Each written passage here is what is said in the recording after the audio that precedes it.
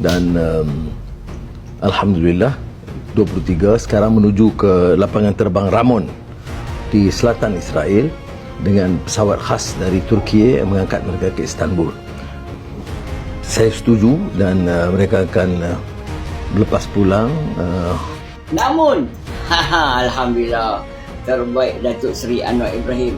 Amin. Ada satu lagi berita gembira. Kenapa rakyat Gaza semua gembira? Sebab berjuang H semalam dah persetuju untuk gencitan senjata. Tapi berjuang H minta penjelasan daripada Trump bagaimana berjuang H akan serah senjata dan kepada siapa dan bila orang Bempers akan mundur daripada Gaza. So berjuang H dia letak syarat bahawa yang akan ganti berjuang H di Gaza hanya orang Palestin. Maknanya tak boleh nak bawa orang dari US ke orang Bempers ke yang kontrol di Gaza.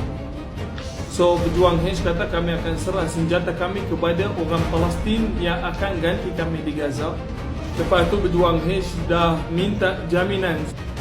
Namun, kita doakan gegatan senjata di Gaza terjadi dan syarat yang diberi oleh H diikuti oleh semua lah. Tak ada yang melanggar lagi lah untuk kali ini kan.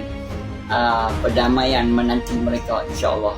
Namun hidup bukan mudah, hati mau keras. Dengan itu kami rakyat Malaysia mengucapkan terima kasih dekat Datuk Seri Anwar bin Ibrahim. Hampa jangan main-main.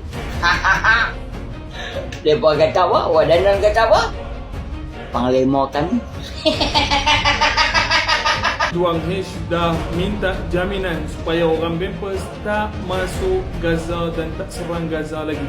Semalam Trump dia suruh orang Bempers hentikan serangan dia ke atas Gaza secepat mungkin. Jadi tadi orang tengah dan orang Bempers semua on the way to Cairo dekat Mesir untuk perunding lagi. InsyaAllah kali ini akan jadi.